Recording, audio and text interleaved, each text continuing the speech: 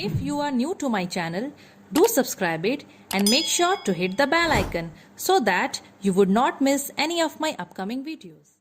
Hello dear students, welcome to the second part of propagation of sound, जो कि normally sound भी आप लोग बोल सकते हो।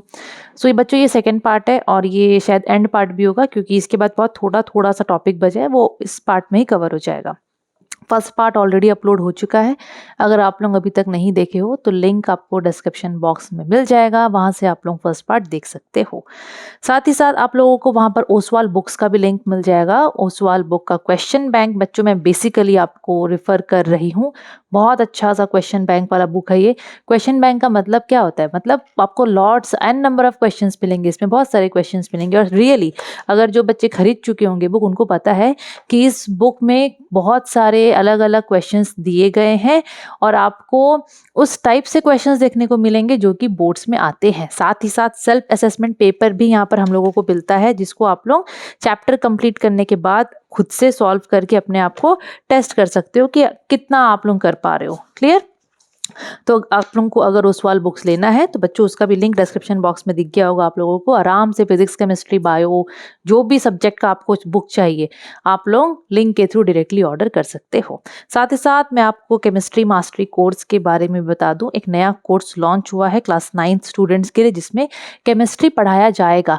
उसका पूरा इंफॉर्मेशन के लिए लिंक आप लोगों को अगेन डिस्क्रिप्शन बॉक्स में मिल जाएगा, वहाँ से आप लोग जाके चेकआउट ज़रूर से करना। कुछ भी अगर आपको डाउट होगा उस कोर्स से रिलेटेड, तो आप लोग ये सामने जो नंबर फ्लैश हो रहा है, इसमें आप लोग अपना डाउट्स या क्वेरीज को क्लियर कर सकते हो। Now without wasting any time, let's get started with the video.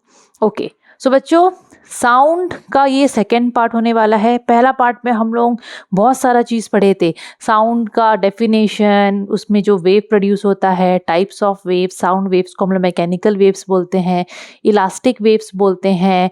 बहुत सारे टर्म्स रिलेटेड टू साउंड, जैसे कि wave velocity, lambda, time period, frequency, ये लोगों के बीच में रिलेशन क्या है। और उसके साथ साथ हम लोग बहुत सारे न्यूमेरिकल्स भी सॉल्व किए थे, और वो न्यूमेरिकल्स बहुत इंपॉर्टेंट है। उस पैटर्न में आपको आपके एग्जाम में भी पूछा जा सकता है। इसमें हम लोग देखेंगे कि नॉर्मली जो साउंड का स्पीड होता है वो कौन कौन से फैक्टर पे डिपेंड करता है। अभी आप लोग वही चीज़ देख रहे हो सामने में, ठीक है। लाइक स्पीड, मतलब factors affecting the speed of sound in a medium. कोई भी मीडियम का अगर मैं बात करूँ तो ऐसा क्या फैक्टर्स है जो कि बेसिकली उसको अफेक्ट करता है। ऐसे कौन कौन से फैक्टर्स है जिसमें वो डिपेंड करता है स्पीड ऑफ साउंड। तो नॉर्मली दो फैक्टर होता है बच्चों। जो साउंड का स्पीड होता है ना कोई भी मीडियम में, वो मेनली दो चीज़ में डिपेंड करता है। एक होता है डेंसिटी ऑफ द मीडियम, दूसरा होता है इलास्टिसिटी ऑफ द मीडियम। ठीक है, density of the medium, density का मतलब आपको पता है, आगे भी आप लोग पढ़ोगे। इलास्टिसिटी मैं ऑलरेडी बता चुकी थी, लेकिन फिर भी मैं बताने के लिए यहाँ लिख दूँ कि इलास्टिसिटी का मतलब होता क्या है। अगर आप लोग मॉलिक्यूल को डिस्टर्ब करोगे, जैसे ये मॉलिक्यूल है, ये भी रेस्ट में है, ये इसका मीन पोजीशन है, सपोज ये इधर में बैठा है, आप लोग इसको डिस्टर्ब करोगे तो ये हिलेगा, ये हिल के डिस्प्लेस होकर शायद इधर जाएगा, फिर हो सकता है ये इधर आएगा। लेकिन इसके पास क्या होता है ना, इसके पास एक एबिलिटी होता है कि ये मूव करने के बाद अपने ओरिजिनल मीन पोजीशन में वापस से आता है। तो ये जो प्रॉपर्टी होता है ना कोई भी मीडियम का, जिसमें आप लोग मॉलिक्यूल्स को डिस्टर्ब करोगे तो मॉलिक्यूल्स डिस्टर्ब होने के बाद अपने ओरिजिनल पोजीशन में वापस से आता है, उस प्रॉपर्टी को हम बोलते हैं इलास्टिसिटी। तो इलास्टिसिटी ऑफ द मीडियम का मतलब यही है। अगर आप कोई भी मॉलिक्यूल को डिस्टर्ब करोगे तो वो लोग क्विकली अपने ओरिजिनल पोजीशन में आ जाते हैं। तो दो चीज़ में डिपेंड करता है speed of sound in a medium. पहला हो गया डेंसिटी ऑफ द मीडियम, दूसरा हो गया इलास्टिसिटी ऑफ द मीडियम। ठीक है, सॉलिड्स बहुत ज़्यादा इलास्टिक होते हैं बच्चों। जो सॉलिड होता है ना बहुत ज़्यादा इलास्टिक होता है, बता दे रही हूँ, पता होना चाहिए आप लोगों को। क्लियर? ओके। और एक चीज़, जैसे कि मैं ओसवाल बुक में ही देख रही थी, वो आपके बुक में तो दिया है कॉन्साइज में, क्योंकि मैं बेसिकली कॉन्साइज फॉलो करती हूँ। कॉन्साइज बहुत अच्छे से कॉन्साइज में दिया है, इसलिए ना मुझे भी सही लगता है कि हाँ चलो कॉन्साइज थोड़ा फॉलो करके बच्चों को पढ़ा दिया जाए, उसी से नोट्स बना दिया जाए, क्योंकि बहुत बढ़िया तरीके से दिया है। और दूसरा, मैं वही साउंड का ही बात कर रही थी, ओसवाल बुक में मैं देख रही थी। ओसवाल बुक में बहुत अच्छे से बच्चों ये नोट्स बना के दिया है। जैसे कि यहाँ पर लिखा हुआ है कि जो साउंड का स्पीड होता है वो अलग अलग मीडियम में अलग होता है। यस, सॉलिड में अलग स्पीड होगा, लिक्विड में अलग स्पीड होगा, और गैस में साउंड का स्पीड अलग होगा। तो साउंड का जो स्पीड होता है ना वो डिफरेंट मीडियम में अलग अलग हो जाता है। जैसे कि speed of sound is more in solid, obviously sound का जो स्पीड होता है वो सॉलिड में बहुत ज़्यादा होता है। ठीक है, उसके बाद लिक्विड, फिर गैस। तो मैं यहाँ पर लिख दूँ क्या, बेटर होगा आप लोगों के लिए, आप लोग भी इसको लिख लो ऐसे। मैं ऐसे यहाँ पर लिख दे रही हूँ, सॉलिड में ग्रेटर, फिर आपका लिक्विड, फिर आपका गैस, और ब्रैकेट में मैं लिख दे रही हूँ कि स्पीड ऑफ साउंड का बात हो रहा है। ठीक है, तो साउंड का स्पीड सबसे ज़्यादा होता है सॉलिड में, फिर लिक्विड में, फिर गैस में। ये बहुत इंपॉर्टेंट है। क्लियर, मतलब ये सब चीज़ें आप लोग देखोगे, आपके बुक्स में भी दिया है, लेकिन बुक्स में क्या है ना, बहुत एक्स्ट्रा चीज़ भी दिया रहता है। कॉन्साइज में भी है कि बहुत इधर उधर का भी दिया है कुछ कुछ चीज़ें, बट हम लोग को मेन आपके कोर्स के हिसाब से ही पढ़ना है ना। ओके, नाउ अब ये हो गया कि अगर हम लोग गैस का बात करें, गैस एक मीडियम हो गया, अगर गैस का बात करें तो वहां पर स्पीड ऑफ द साउंड कौन कौन सी चीज़ों में डिपेंड करता है, ऐसा कौन कौन सा चीज़ है जो कि speed of the sound in gas को इफेक्ट करता है। तो पहला हो गया बच्चों टेम्परेचर ऑफ द गैस, वो गैस का या मीडियम का टेम्परेचर, क्योंकि गैस का बात करें तो मीडियम गैस ही हो गया, तो वहाँ का टेम्परेचर।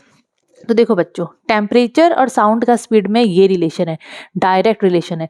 जितना टेम्परेचर बढ़ेगा उसी हिसाब से साउंड का स्पीड या वेव वेलोसिटी बढ़ जाता है। Clear, the speed of the sound in a gas is directly proportional to the square root of temperature in kelvin. मतलब साउंड का जो स्पीड है वो डायरेक्टली प्रोपोर्शनल है किससे, square root of the temperature. यहाँ पर टी का मतलब टेम्परेचर है, टाइम पीरियड मत सोच लेना आप लोग, ये टेम्परेचर है, और जो टेम्परेचर है वो केल्विन में होना चाहिए।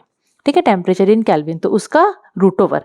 सो the speed of the sound is directly proportional to the square root of this what, temperature in kelvin. Clear, अब ये रिलेशन उनका है। इसका मतलब क्या है, डायरेक्टली प्रोपोर्शनल का मतलब क्या होता है, ये जो आप लोगों को ये दिख रहा है ये डायरेक्टली प्रोपोर्शनल का साइन है। डायरेक्टली प्रोपोर्शनल का मतलब होता है अगर ये बढ़ेगा तो ये भी बढ़ेगा, अगर ये कम होगा तो ये भी कम होगा, मतलब एक जैसा रिलेशन, डायरेक्ट रिलेशन है। दैट मीन्स अगर टेम्परेचर हम लोग गैस का बढ़ाएंगे तो स्पीड ऑफ द साउंड बढ़ेगा, अगर टेम्परेचर हम लोग गैस का घटा देंगे, डिक्रीज करेंगे, तो साउंड का स्पीड भी डिक्रीज हो जाएगा। क्लियर, अब ये important, speed of the sound in gas increases by 0.61 metre per second या फिर 61 centimetre per second for each 1 degree rise in temperature. मतलब अगर आप लोग गैस का टेम्परेचर को बढ़ा रहे हो, हम लोग को ये तो पता है कि टेम्परेचर बढ़ाने से साउंड का स्पीड बढ़ जाता है, लेकिन कितना बढ़ता है, हर 1 डिग्री में। अगर आप लोग 1 डिग्री भी एक्स्ट्रा बढ़ा दिए तो हर 1 डिग्री में वो 61 सेंटीमीटर उसका स्पीड एक्स्ट्रा बढ़ जाता है। ठीक है, वो मतलब उतना दूर एक्स्ट्रा जाता है, वो स्पीड बढ़ जाएगा तो उतना दूर जाएगा ना वो, हर सेकेंड में। क्लियर, सो अगर 1 डिग्री आप लोग बढ़ा दोगे तो उसमें कितना चेंजेस आएगा, उसका स्पीड जो है उसमें 61 सेंटीमीटर पर सेकेंड का चेंजेस आएगा, मतलब उतना बढ़ जाएगा वो, या फिर उसको मीटर में कन्वर्ट करोगे तो 0.61 मीटर पर सेकेंड, ये रिलेशन होता है। और नॉर्मली हम लोग speed of the sound in air at 0 degree Celsius, 0 degree Celsius में जो साउंड का स्पीड होता है हवा में, वो होता है बच्चों 330 मीटर पर सेकेंड। ये क्वेश्चन आता है, what is the speed of sound in air at 0 degree Celsius. अगर 0 डिग्री सेल्सियस में हम लोग नापेंगे कि हवा में साउंड का स्पीड कितना है, तो वो कितना आएगा, 330 मीटर पर सेकेंड।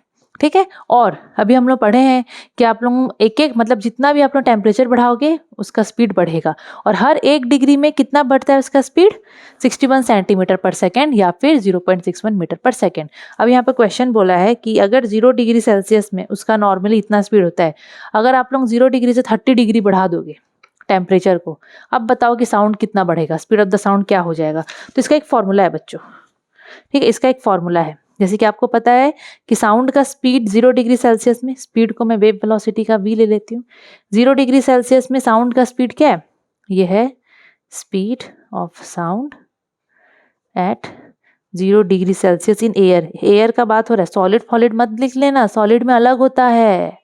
ठीक है, एयर में 0 डिग्री सेल्सियस में साउंड का स्पीड होता है 330 मीटर पर सेकेंड। अब बोल रहा है बताओ speed of the sound eight 30 degree Celsius. अगर 30 डिग्री सेल्सियस में हम लोग को स्पीड ऑफ द साउंड निकालना है तो उसका फॉर्मूला है बच्चों, उसका फॉर्मूला ये है कि अगर कोई भी टेम्परेचर में आपको पूछेगा स्पीड ऑफ द साउंड निकालो तो उसका फॉर्मूला ये है VT is equal to V0 plus 0.61 into temperature. VT का मतलब जो टेम्परेचर में मांगा है, 30 डिग्री में मांगा है यहाँ पर, तो V30 लिख दी मैं। फिर V0 का मतलब speed of the sound eight 0 degree Celsius, तो 330 प्लस 0.61 इनटू टेम्परेचर कितना बोला है यहाँ पर 30 डिग्री सेल्सियस। बस इसको सॉल्व करोगे, 330 यहाँ हो गया, फिर इन दोनों को सॉल्व करोगे। मैं यहाँ पर सॉल्व करी हूँ, यहाँ पर 20 डिग्री का मैं निकाली हूँ। ठीक है, 20 डिग्री का निकाली हूँ, यहाँ पर सॉल्व करोगे तो आप लोगों को यहाँ कितना मिला, 342 मीटर पर सेकेंड नॉर्मली, मतलब इक्विवेलेंट टू दिस। क्लियर? अगर आपको 30 बोलता, यही फॉर्मूला यूज करते, इसकी जगह में 30 लिख देते। बहुत सिंपल सा चीज़ है ये। अब ये क्वेश्चन आपको करना है, find the speed of sound in air at 60 degree Celsius. Same यही फॉर्मूला को यूज करके करोगे। क्लियर? तो टेम्परेचर का समझ में आया कि टेम्परेचर बढ़ने से साउंड का स्पीड बढ़ जाता है, साउंड का स्पीड बढ़ जाता है। दूसरा फैक्टर क्या है? Density of the gas. Gas का डेंसिटी का बात कर रहा है, गैस का डेंसिटी। ठीक है, सो डेंसिटी से साउंड का क्या रिलेशन है? उल्टा रिलेशन है, इनवर्स रिलेशन है बच्चों। मतलब speed of the sound in a gas is inversely proportional to the square root of its density. ये फॉर्मूला यहाँ पर ऐसा कुछ लिखा है, स्पीड ऑफ द साउंड, ये स्पीड ऑफ द साउंड है, is inversely proportional to square of the density. तो इनवर्सली में तो हम लोग 1/, करके लिखेंगे। इनवर्स वर्ड जहाँ पर आ गया, इसका मतलब है अगर डेंसिटी बढ़ जाएगा तो साउंड का स्पीड कम हो जाएगा, अगर डेंसिटी कम हो गया तो साउंड का स्पीड बढ़ जाएगा। मतलब उल्टा रिलेशन है। ठीक है, उल्टा रिलेशन है। क्या रिलेशन है? उल्टा रिलेशन है। Speed of the sound in gas is inversely proportional to the square root of its density. ये फॉर्मूला हो गया। अच्छा, डेंसिटी का फॉर्मूला होता है mass by volume, mass by volume. तो डेंसिटी और वॉल्यूम का भी रिलेशन अगर देखोगे आप लोग, इनवर्स रिलेशन है, क्योंकि ये ऊपर है ये नीचे है। डेंसिटी बढ़ा तो वॉल्यूम कम, डेंसिटी घटेगा तो वॉल्यूम ज़्यादा हो जाएगा। तो यहाँ पर मैं वही लिखी हूँ, आप लोगों को मैं बता दे रही हूँ क्या क्या मैं लिखी हूँ।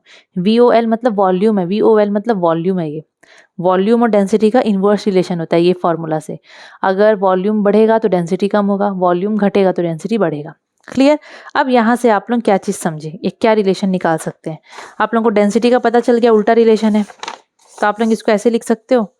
देखो, अगर हम लोग गैस का टेम्परेचर को बढ़ाएंगे, सिंपल सा चीज़ है, अगर टेम्परेचर बढ़ता है तो आप लोग केमिस्ट्री में पढ़े हो, काइनेटिक एनर्जी बढ़ता है, ऑब्वियसली बढ़ेगा।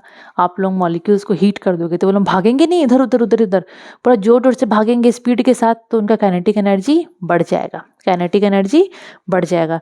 टेम्परेचर बढ़ाओगे तो काइनेटिक एनर्जी बच्चों बढ़ जाता है। ठीक है, काइनेटिक एनर्जी बढ़ेगा, फिर टेम्परेचर बढ़ाने से वॉल्यूम भी बढ़ जाता है। आप लोग गैस को गर्म करते हो तो गैस एक्सपैंड होता है कि नहीं, या कोई भी चीज़ को आप लोग गर्म करोगे तो वह एक्सपैंड होता है, फैलता है, फैलता है मतलब वॉल्यूम उसका बढ़ेगा, वॉल्यूम उसका बढ़ेगा। अगर वॉल्यूम बढ़ेगा तो डेंसिटी घटेगा कि नहीं घटेगा? घटेगा कि नहीं, क्योंकि वॉल्यूम और डेंसिटी का उल्टा रिलेशनशिप है। डेफिनेटली है। इसका मतलब ये भी है कि अगर टेम्परेचर बढ़ाओगे तो डेंसिटी घटेगा।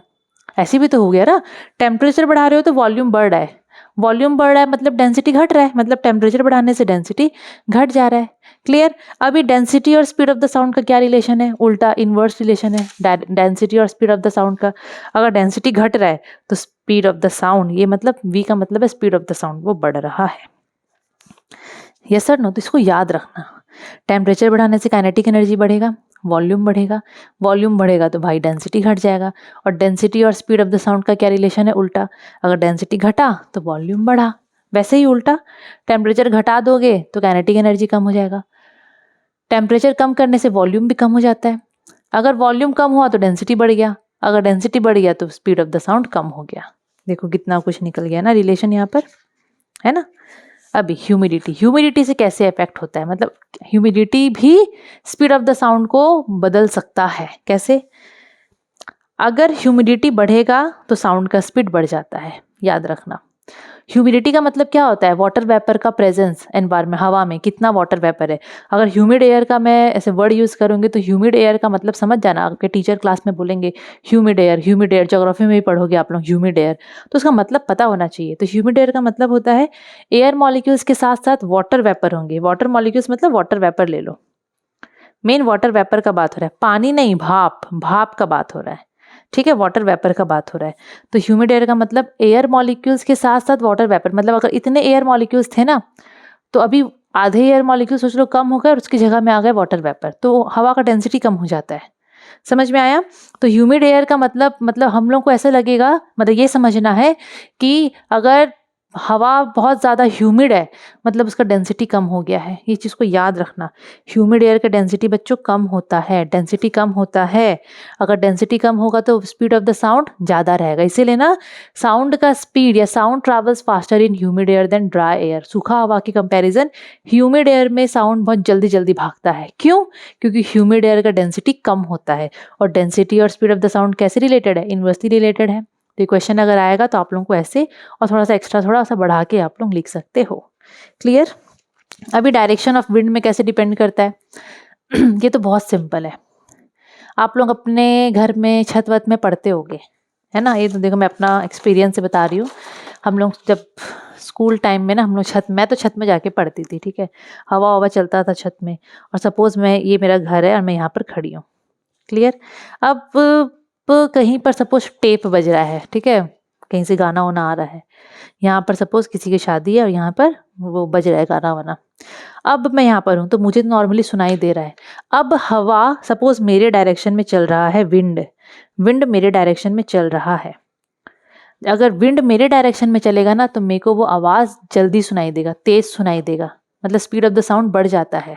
लेकिन अगर आप लोग खुद एक्सपीरियंस करे होगे, आप लोग ऐसे मतलब सुनते होगे, कभी आप लोगों को एकदम जल्दी जल्दी आवाज़ सुनाई देता होगा जोर से, और कभी कभी एकदम धीरे हो जाता होगा, है कि नहीं? तो ऐसा क्यों होता है? It depends upon direction of wind. Direction of wind, अगर विंड का डायरेक्शन आपकी तरफ है तो आपका मतलब उसका मतलब होता है कि स्पीड ऑफ द साउंड उस समय बढ़ जाता है। और अगर विंड उल्टा डायरेक्शन में चल रहा है तो भाई स्पीड ऑफ द साउंड वहाँ पर घट जाएगा। तो यहाँ पर वही चीज़ है, speed of the sound increases when it travels in the direction of wind. जब हवा के डायरेक्शन में आवाज़ जा रहा है, ठीक है, अगर आवाज़ ऐसे जा रहा है और हवा भी इस डायरेक्शन में चल गया, ठीक है, तो normally speed of the sound बढ़ जाएगा, क्योंकि आप उधर खड़े थे तो आपको जोर सुनाई देगा, ठीक है। लेकिन आप लोग अगर वहाँ खड़े और डायरेक्शन ऑफ द विंड उधर हो गया डायरेक्शन ऑफ द विंड, तो आपकी तरफ आवाज़ थोड़ा धीरे धीरे आएगा। So speed of the sound increases when it travels in the direction of wind, और वो डिक्रीज हो जाता है when it travels opposite to the direction of wind. Okay, अब ये तो सिंपल सा चीज़ है। तो ये तो आप लोग पहले फैक्टर पढ़े जो अफेक्ट करता है speed of the sound in gas. अब ऐसे कौन कौन से फैक्टर है जो कि डज नॉट अफेक्ट या do not effect the speed of the sound in gas? Pressure of the gas का प्रेशर कितना भी हो वो स्पीड में कुछ भी चेंजेस नहीं ला सकता।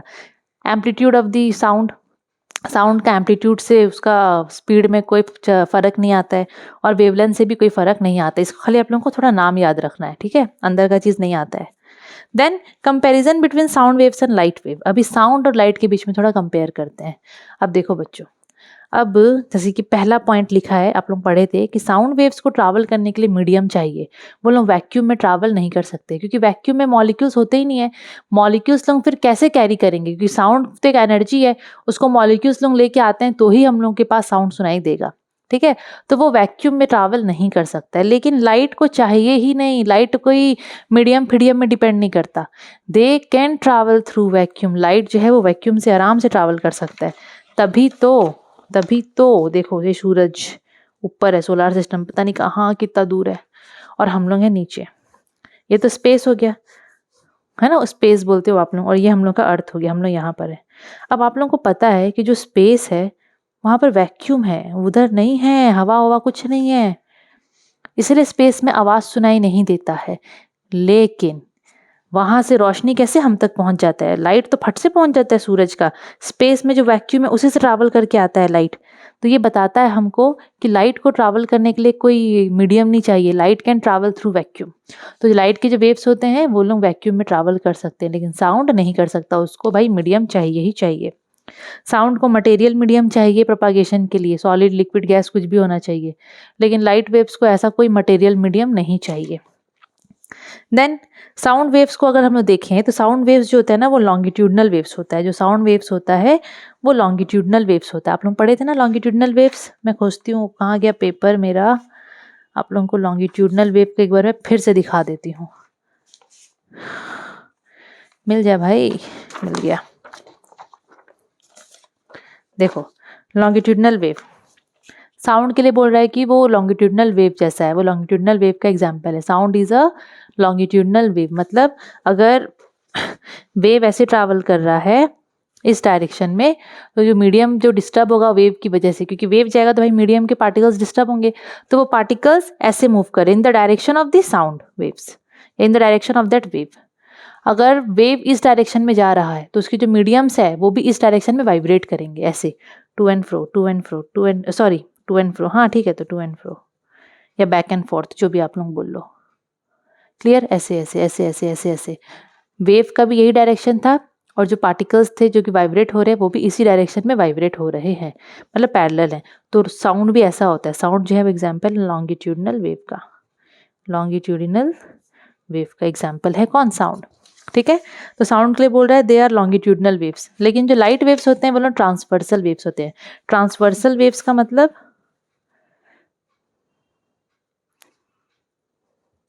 अगर वेव इस डायरेक्शन में जा रहा है तो वेव जो है पर यहाँ से क्रॉस कर रहा है वो वहाँ के मीडियम के पार्टिकल्स को डिस्टर्ब करेगा, वाइब्रेट करेगा, करवाएगा।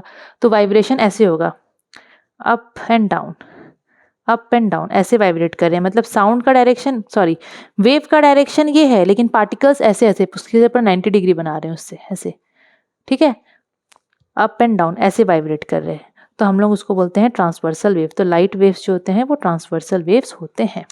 मतलब लाइट वेव्स जब आता है ना, तो कोई भी मीडियम में अगर वो आ रहा है तो मीडियम के पार्टिकल्स को ऐसे वाइब्रेट करवाएगा, और साउंड वेव्स अलग टाइप से वाइब्रेट करवाते हैं। ठीक है, वो जो मैं यहाँ पर आप लोग को बताई थी ना, सेम वही है, वही है बच्चों। साउंड वेव्स में कंप्रेशन एंड रेयरफैक्शन बनता है, और ट्रांसवर्सल में क्या बनता है? Crest and trough, trough trough. अभी स्पीड ऑफ साउंड, साउंड का स्पीड एयर में ये होता है eight 0 degree Celsius 330 metre per second, मतलब 1 सेकेंड में वो 330 मीटर तक पहुंच जाएगा साउंड का आवाज। लेकिन लाइट का स्पीड भाई सबसे ज़्यादा स्पीड लाइट ही होता है ना। लाइट का स्पीड के बराबरी में कुछ नहीं है, बहुत स्पीड ट्रैवल करता है light. 3 × 10⁸ metre per second, 3 × 10⁸ metre 1 second में वो इतना मीटर जाता है। 3 के साथ 8 जीरो लगा दो और देखो कितना होगा वो। तो लाइट का स्पीड इतना होता है, सोचो वैक्यूम में भी वो यही स्पीड से ट्रैवल करता है, कितना भयंकर स्पीड है। तभी तो सोचो कि सन इतना दूर है हम लोग से, लेकिन फिर भी सन रेज फट से हम लोग को यहाँ पर मिल जाता है 8 मिनट में।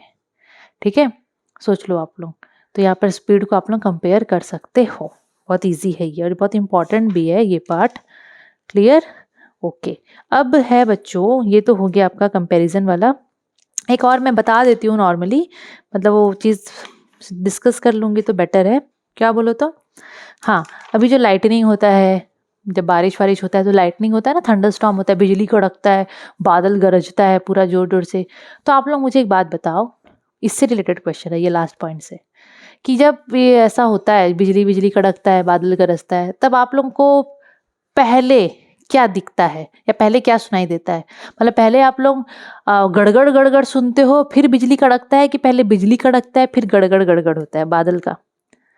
अब आप लोग सोचो, जब बिजली कड़कता है तो हम लोग को दिख जाता है कितनी जोर से बिजली कड़का है, तो हम लोग फट से कान बंद करते हैं। आप लोगों का नहीं पता, हम लोग तो कर लेते हैं कि बहुत जोर से आवाज होता है, डर लगता है कि नहीं? दैट मीन्स पहले हमको बिजली दिखता है, लाइट दिखता है, उसके बाद हम लोगों को आवाज सुनाई देता है जोर से एकदम। क्यों लाइट हम लोग को पहले दिखता है? बिकॉज भाई लाइट का स्पीड देखो, लाइट का स्पीड बहुत ज्यादा, इसलिए हम लोग को फट से लाइट दिख जाता है। फिर थोड़ी देर के बाद हमको आवाज आता है, साउंड उसका, समझ आया? उसके बाद हमको आवाज सुनाई देता है। क्यों? क्योंकि साउंड को टाइम लगता है भाई, सुना मतलब ट्रैवल करने में टाइम लगता है। साउंड को ट्रैवल करने में टाइम लगेगा as compared to light. Light का स्पीड बहुत ज्यादा है, समझ में आया? अब आप लोग देखोगे थोड़ा infrasonic, sonic and ultrasonic frequencies आप लोग देखे हो, पढ़े हो, तो आप लोग इंफ्रासोनिक, अल्ट्रासोनिक और सोनिक फ्रिक्वेंसी के बारे में देखोगे। अब देखो, हम लोग जो ह्यूमन है, हम लोग अलग अलग टाइप का फ्रिक्वेंसी सुन सकते हैं, और हम लोग जो फ्रिक्वेंसी सुनते हैं ना, जो आवाज़ सुनते हैं, उसका फ्रिक्वेंसी 20 हर्ट्ज से 20,000 हर्ट्ज के बीच में होता है। ह्यूमन ईयर जिसको सुन सकता है, हम लोग जो भी साउंड सुनते हैं उसका फ्रिक्वेंसी जो होता है, इट रेंजेस अबाउट 20 हर्ट्ज से लेकर 20,000 हर्ट्ज तक। क्लियर? यही हम लोग सुन पाएंगे। This is audible by human. So इसको हम लोग बोलते हैं audible range of hearing. The sound in the range of frequency is about 20 hertz से लेकर 20,000 हर्ट्ज, जिसको हम लोग 20 किलो हर्ट्ज भी बोल सकते हैं, ये इसके जगह पे ये भी लिख सकते हो। ठीक है, तो ऑडिबल रेंज ऑफ फ्रीक्वेंसी यही होता है, ये हम लोग सुन पाते हैं, ह्यूमन के लिए यही काफ़ी है। ठीक है, ये हम लोग सुन पाते हैं। अभी अगर मैं बात करूं सोनिक साउंड का, तो सोनिक साउंड इसी को बोलते हैं जो हम लोग को सुनाई देता है। The sound of frequency in the range 20 hertz से लेकर 20 किलो हर्ट्ज, 20 किलो हर्ट्ज मतलब 20,000 हर्ट्ज, उसको हम लोग बोलते हैं सोनिक साउंड या फिर ऑडिबल साउंड। ठीक है, तो ऑडिबल साउंड का फ्रीक्वेंसी क्या होता है, सोनिक साउंड का फ्रीक्वेंसी क्या होता है, 20 हर्ट्ज से 20,000 हर्ट्ज। अगर 20 हर्ट्ज से कम का फ्रीक्वेंसी है साउंड का, सपोज एक साउंड है जिसका फ्रीक्वेंसी 20 हर्ट्ज से भी कम है, तो 20 हर्ट्ज से जिसका कम होता है फ्रीक्वेंसी, उस साउंड को हम लोग बोलते हैं इंफ्रासोनिक साउंड। ठीक है, तो इंफ्रासोनिक साउंड होता है वो साउंड जिसका फ्रीक्वेंसी जो होता है लेस देन 20 हर्ट्ज। ठीक है, अगर 20,000 हर्ट्ज से ज़्यादा है तो हम लोग उसको बोलेंगे ultrasonic sound. The sound of frequency greater than 20,000 hertz, 20,000 hertz से अगर ऊंचा है फ्रीक्वेंसी, उसको हम लोग बोलेंगे अल्ट्रासोनिक साउंड। अगर 20 हर्ट्ज से नीचे है, कम है, तो इंफ्रासोनिक, और 20 से 20,000 के बीच का होता है ऑडिबल साउंड, जो हमको सुनाई देता है, जो हम लोगों को सुनाई देता है। अब अगर मैं कोई एनिमल्स का बात करूँ, ठीक है, तो एनिमल्स लोग, अलग अलग एनिमल्स लोग हैं जो कि 20 हर्ट्ज से नीचे का और 20 किलो हर्ट्ज से ऊपर का साउंड सुन सकते हैं, प्रोड्यूस भी करते हैं। मतलब ये तो हम लोग का रेंज है 20 हर्ट्ज से लेकर 20 किलो हर्ट्ज तक का। ठीक है, 20 हर्ट्ज से नीचे का शायद हम लोग नहीं सुन पाएंगे, 20,000 हर्ट्ज का ऊपर का नहीं सुन पाएंगे। हाँ, वो डिपेंड करता है एज पे भी, वो अलग बात है, लेकिन ऑडिबल हम लोग का यही है। लेकिन एनिमल्स के लिए अलग है बच्चों, एनिमल्स लोग कुछ कुछ होते हैं जो कि 20 हर्ट्ज से कम का आवाज को प्रोड्यूस भी करते हैं और सुन भी पाते हैं। मतलब वो लोग 20 हर्ट्ज से कम का आवाज को प्रोड्यूस करते हैं, फ्रीक्वेंसी को, और हम लोग को पता ही नहीं चलता क्योंकि हम लोग नहीं सुन पाएंगे ना, हम लोग तो 20 से लेकर 20,000 के बीच का सुन पाएंगे। ठीक है, अब जैसे कि मैं बात करूंगी एलिफेंट और वेल्स का, वो लोग इंफ्रासोनिक साउंड को बच्चों प्रोड्यूस करते हैं। आप लोग लिख सकते हो इंफ्रासोनिक साउंड कौन प्रोड्यूस करता है, एलिफेंट्स। सुनाई देता है क्या आपको, हम लोग को पता नहीं चलता। एलिफेंट्स और वेल्स लोग इंफ्रासोनिक साउंड मतलब वो साउंड जिसका फ्रीक्वेंसी 20,000 से कम है, उसको वो लोग प्रोड्यूस कर लेते हैं। सोचो, कुछ कुछ मछलियां भी होती है जो कि नॉर्मली आपका ये इंफ्रासोनिक साउंड प्रोड्यूस करती है। ठीक है, 20 हर्ट्ज से कम, और कभी कभी 20 के ऊपर भी चला जाता है समटाइम्स। क्लियर, ओके, ये तो आप लोग याद रखना। उसके बाद अगर मैं बात करूंगी डॉग का, कुत्ते का, तो वो ना नॉर्मली जो फ्रीक्वेंसी का जो मतलब जो साउंड का फ्रीक्वेंसी वो 50 किलो हर्ट्ज के ऊपर का वो सुन सकता है, 50 किलो हर्ट्ज के ऊपर का। मतलब भाई ऊपर का मतलब सब अल्ट्रासोनिक साउंड का बात हो रहा है, 50 किलो हर्ट्ज, 50,000 हर्ट्ज, वो जो साउंड जो है वो हमारे ऑडिबल रेंज से बाहर है, ऊपर है काफ़ी, तो हम लोग नहीं सुन सकते। लेकिन डॉग ऐसे होते हैं कि वो लोग अल्ट्रासोनिक साउंड सुन सकते हैं। ठीक है, कम्युनिकेट करते हैं वो लोग, आवाज़ को प्रोड्यूस भी करते हैं, कम्युनिकेट भी कर पाते हैं। अब यहाँ डॉग के लिए बोल रहा है कि a dog can hear sounds of frequency up to 50 kilohertz, तो ये डॉग के लिए आपका हो सकता है। और बैट्स भी हो सकता है, बैट्स लोग तो 100 किलो हर्ट्ज तक का फ्रीक्वेंसी वाला आवाज़ सुन सकते हैं। तो ये जो अल्ट्रासोनिक में आप लोग डॉग और बैट्स लिख सकते हो। ठीक है, चमगादड़, क्या बोलते हो, चमगादड़ ही होता है, बैट्स। पहले था ना कोरोना के समय, चमगादड़ से फैला है, कोविड चमगादड़ से फैला है, वही चमगादड़। ठीक है, ओके, अभी देखो, अगर कोई साउंड वेव का बहुत ज़्यादा फ्रीक्वेंसी है, अगर फ्रीक्वेंसी कोई भी साउंड वेव का बहुत ज़्यादा होता है ना, तो एनर्जी उसमें बहुत ज़्यादा होगा। मतलब जितना ज़्यादा फ्रीक्वेंसी उतना ज़्यादा एनर्जी। तो अल्ट्रासोनिक साउंड्स का फ्रीक्वेंसी बहुत ज़्यादा होता है ना बच्चों, तो उसके पास एनर्जी भी बहुत हाई होता है। ठीक है, अब ये अल्ट्रासाउंड का आप लोगों को दो प्रॉपर्टी पढ़ना है। अल्ट्रासोनिक जो साउंड होता है ना, उसका दो प्रॉपर्टी बहुत इंपॉर्टेंट है। क्या, पहला, उसका फ्रीक्वेंसी ज़्यादा होता है तो वो हाईली एनर्जेटिक होता है, तो इसको याद रखना। अल्ट्रासोनिक साउंड्स जो होते हैं वो लोग हाईली एनर्जेटिक होते हैं। क्यों, because it has very high frequency, ये फ्रीक्वेंसी है। क्लियर, और सॉरी, और दूसरा कि ये जो अल्ट्रासाउंड्स होते हैं ना, ये लोग ना पूरा स्ट्रेट पाथ फॉलो करते हैं। ये लोग ऐसे ऐसे ऐसे बैंड नहीं हो जाएंगे, जैसे आप साइकिल चलाते हो ना ऐसे ऐसे करके, वैसे नहीं, ये लोग एकदम स्ट्रेट लाइन पे जाएंगे। ठीक है, so it is highly directive, उसको हम लोग बोलते हैं कि बहुत हाईली डायरेक्टिव है। दैट मीन्स ये स्ट्रेट पाथ, ये स्ट्रेट है बच्चों। ठीक है, सीधा रास्ता ये ट्रैवल करता है। फिर इसका कुछ यूजेस भी देख लो, क्योंकि भाई ये आ सकता है यूजेस यूजेस है कि नहीं। तो यूजेस ऑफ अल्ट्रासाउंड का बहुत सारा यूजेस है, लेकिन यूजेस से पहले मैं आप लोगों को इसका वो बैट्स का बता देती हूँ, इसका एप्लीकेशन। नॉर्मली जो चमगादड़ लोग होते हैं ना, उन लोगों को उतना दिखता नहीं है। तो रात को जब वो लोग घूमते हैं ऐसे ऐसे करके, आप लोग भी देखे होंगे, वो लोग अजब टाइप का घूमते हैं। दिखता तो उनको है नहीं बच्चों, लेकिन फिर भी घूमते हैं। उन मतलब टकराते नहीं है दीवार से या फिर कोई चीज़ से टकरा जाए, नहीं। वो लोग जब उड़ते हैं ना, तो वो लोग ना अल्ट्रासाउंड प्रोड्यूस करते हैं। क्या प्रोड्यूस करते हैं? अल्ट्रासाउंड। सपोज ये चमगादड़ है, ठीक है, बन गया चमगादड़। ठीक है, ये बैट है। ये क्या करता है ना, नॉर्मली नियरली ये ब्लाइंड ही होता है, इतना प्रॉपर इसको नहीं दिखता है। पूरा ब्लाइंड तो नहीं बोल सकते हम लोग, पर इसको इतना वैसे नहीं दिखता। तो ये जब उड़ता है ना, तो ये अपने से अल्ट्रासाउंड निकालता है, जो कि हमको तो भाई सुनाई नहीं देता, क्योंकि इसका फ्रिक्वेंसी ऑडिबल रेंज से बहुत ऊपर है। तो जब ये अल्ट्रासाउंड निकालता है, तो रास्ता में जो भी ऑब्स्टेकल है उससे वो साउंड आता है, मतलब इससे निकल के उससे टकराता है और फिर से इसके पास जाता है। तो ये ना उससे अंदाज़ा लगा लेता है कि वो ऑब्स्टेकल कितना दूर है। ऐसे ही अपना शिकार भी कर लेता है रात को, और कोई प्रॉब्लम इसको होता नहीं है। तो बैट्स लोग नॉर्मली वो लोग जो है अल्ट्रासाउंड को ऐसे यूज़ करते हैं। अब अगर हम लोग यूजेस देखेंगे अल्ट्रासाउंड का, तो अल्ट्रासाउंड का अलग अलग यूजेस है बच्चों। अल्ट्रासाउंड को नॉर्मली ग्लास में होल करने के लिए भी यूज़ किया जाता है। मेटल्स के अंदर में कोई क्रैक है कि नहीं है, तो उसको भी पता करने के लिए अल्ट्रासाउंड को यूज़ किया जाता है। अल्ट्रासोनोग्राफी जो होता है ना, उसमें भी अल्ट्रासाउंड का यूज़ किया जाता है। फिर जो सोनार आप लोग पढ़े होंगे, sound navigation and ranging, class 10 में अच्छे से पढ़ोगे इसके बारे में। अल्ट्रासाउंड वहाँ भी यूज़ होता है, मतलब समुद्र कितना गहरा है, मछली का झुंड कहाँ है, कितना गहरा है, कितना डिस्टेंस में है, वो लोग पता करते हैं अल्ट्रासाउंड को यूज़ करके। फिर यहाँ पर मैं अच्छा बैट्स का भी मैं लिख दी हूँ, ठीक है। तो ये आप लोगों को थोड़ा यूजेस भी देख लेना है अल्ट्रासाउंड का। आप लोगों के स्कूल में अगर एक्स्ट्रा पॉइंट पढ़ाए होंगे तो थोड़ा सा देख लेना बच्चों, मैं आप लोगों के सिलेबस के हिसाब से यहाँ पर आपको पढ़ाई हूँ। यूजेस ऑफ अल्ट्रासाउंड देखे। एक और चीज़ है बच्चों, सुपरसोनिक। सुपरसोनिक क्या होता है, क्योंकि ये आ सकता है अल्ट्रासोनिक और सुपरसोनिक करके, तो दोनों में डिफरेंस पूछा जा सकता है। तो अल्ट्रासोनिक का तो मतलब आपको पता ही है, 20 किलोहर्ट्ज़ से ऊपर का जो साउंड होता है उसको हम लोग बोलते हैं अल्ट्रासोनिक। सुपरसोनिक जो होता है, ये नॉर्मली एक टर्म यूज होता है ऑब्जेक्ट्स के लिए जो कि बहुत ही ज़्यादा स्पीड के साथ ट्रैवल करते हैं, मतलब which travel with the speed greater than the speed of sound in air. Sound का स्पीड से ज़्यादा स्पीड में ये ऑब्जेक्ट्स ट्रैवल करते हैं हवा में, उस ऑब्जेक्ट को हम लोग बोलते हैं supersonic.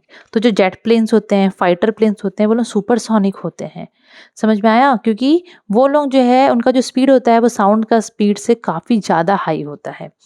And it is not related to frequency. Supersonic का मतलब ये मत समझ जाना कि कोई फ्रीक्वेंसी है, क्योंकि आप लोग अल्ट्रासोनिक पढ़े, इंफ्रासोनिक पढ़े, है ना, सोनिक पढ़े, तो सुपरसोनिक में बहुत बच्चे कंफ्यूज हो जाते हैं कि ये भी एक फ्रीक्वेंसी है। तो नहीं, इसमें आपको बिल्कुल भी लाइक ऐसे डाउट में नहीं रहना है, ये कोई फ्रीक्वेंसी नहीं है, ठीक है।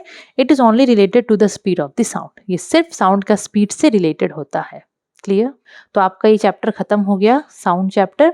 2 पार्ट इसमें टोटल हुआ, ठीक है। और बहुत सिंपल चीज़ था, और मैं ट्राई कर रही हूँ कि आपको सिंपल तरीके से समझाऊँ। तो वीडियो को आप लोग अच्छे से देखो, समझो, जो भी डाउट्स होगा क्लियर करो। और अच्छा अगर लगे आपको वीडियो तो बच्चों लाइक करो। आप लोग वीडियो को लाइक नहीं कर रहे हो, ना आप लोग शेयर कर रहे हो बच्चों।